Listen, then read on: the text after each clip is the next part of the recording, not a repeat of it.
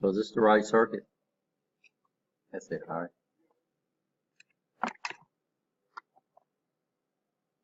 So you can do this either way. So you can use Kirchhoff's law. What I would have probably done is I would have probably said VR2 would be equal to, you could have done this one first, right? But it doesn't make any difference. So VR2 would be equal to what? 1 over 5, right? Times 10, which came up and gave us 2 volts, right? And then VR1 would have been equal to 10 minus 2, which should have came up and got us 8 volts, right?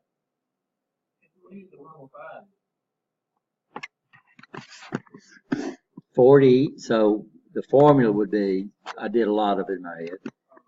So the formula would be equal to 10K over 50K.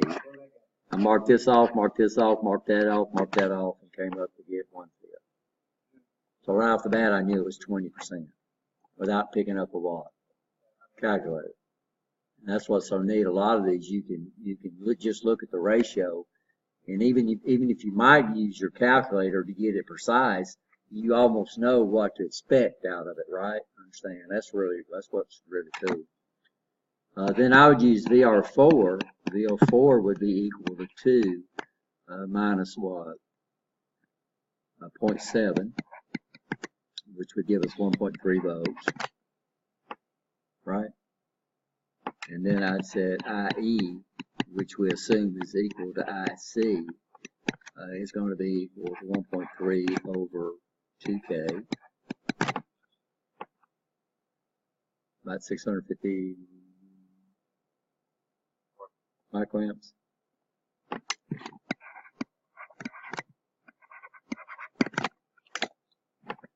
Now, how did I do that in my head? Well, I used 1K as a reference. So I said 1K would be 1.3 milliamps, and half of that would be 650. So that's the way I did that in my head. And I could calculate a VR3 now, right?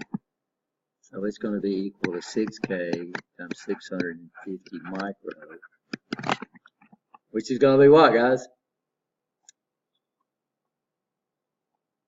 About 4 volts.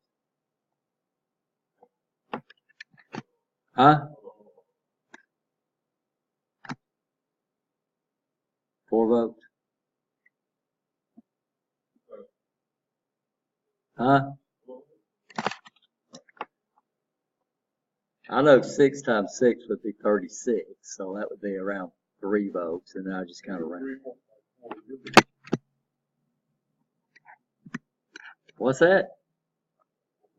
4 millivolts? Is that what y'all got? What's that? Well, get you a computer and use the Windows calculator.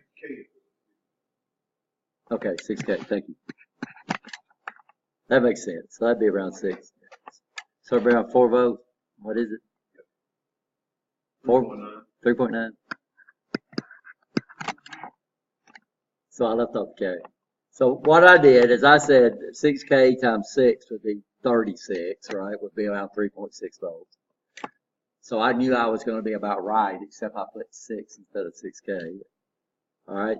So what can we calculate now, guys? Yeah, so VC would be equal to 10 volts minus 3.9, which just give us what? 6.1. Are we okay? Are you waiting on your computer to boot?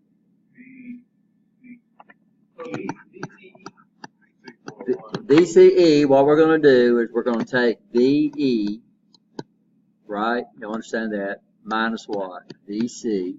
I'm sorry, got that backwards, guys. Mine would come up to be negative. It's going to be VC minus VE. So it tells you what you're looking for, right? And then we would come over here. What's VC equal to? 6.1 minus VE, which is what? What's that? 1.3. So y'all pull those numbers out. Are those right? Everybody okay?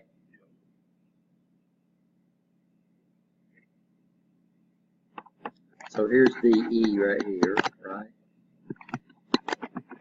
Here's VB right here. Are we okay? So voltage collector emitter would be equal to what?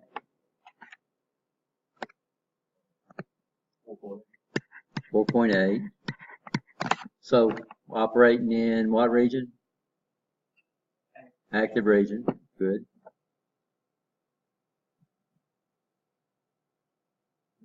What else do we need? AV is going to be equal to 6 over 3. I mean 6 over 2, excuse me. So AV is going to be equal to 3. Now this is 6K over 2K, but right off the bat I just did what? Just the K's canceled. And that 3, what unit is this? No unit. No unit. It's a multiplier. So now I know if I put 300 millivolts peak to peak in, I'll get 600 millivolts peak to peak out, right? I'm saying, so it's just a multiplier. Or if I get 600 millivolts peak to peak out, I knew it required 200 millivolts peak to peak in to get that gain, right? And guys, if you understand the circuit, basically it's nothing but what? Ohm's law. The only formula that we've added is gain. Voltage gain. Not power gain, voltage gain. That's the only thing we've really added, right? V out over V in. And we cheated a little bit, right? Yeah, well, we came up, what we're using is we're using R out, so there's R out right there right now because we're not loaded, over RE. Now, why are we using that, even though we're doing a voltage gain? Because we know my V out is going to be equal to what? IC times 6K, right? And my Vn is going to be equal to IE times 2K. Now what we do is we say these two guys right here are what? The same, even though they're not. So these guys right here are going to cancel each other out. So that's where the formula comes out. It's just that we're not loading them down. If we put a load out here, then we would just calculate these two resistors in parallel. And it would still be R out over RE. Slick. So if we don't load this thing out, we should expect a gain of 3. And that, it was almost right on the money, right? It's pretty neat.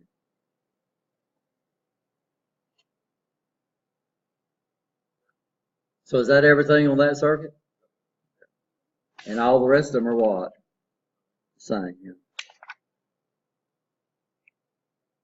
So if y'all can do that circuit, guys, looks like y'all can do every one of them, right?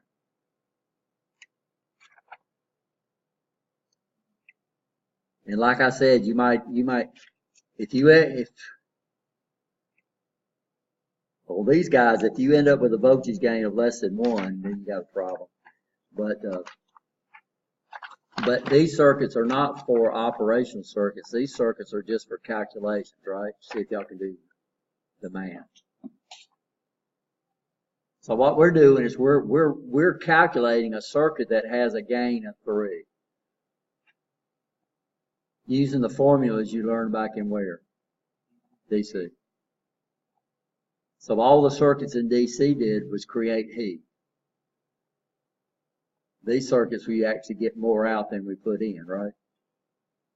But understand these guys don't, this guy gives us a gain of 3, but where does the power come from? It don't come from this transistor, it comes from that 10-volt power supply up there, right? You understand that? So you can't get more power out than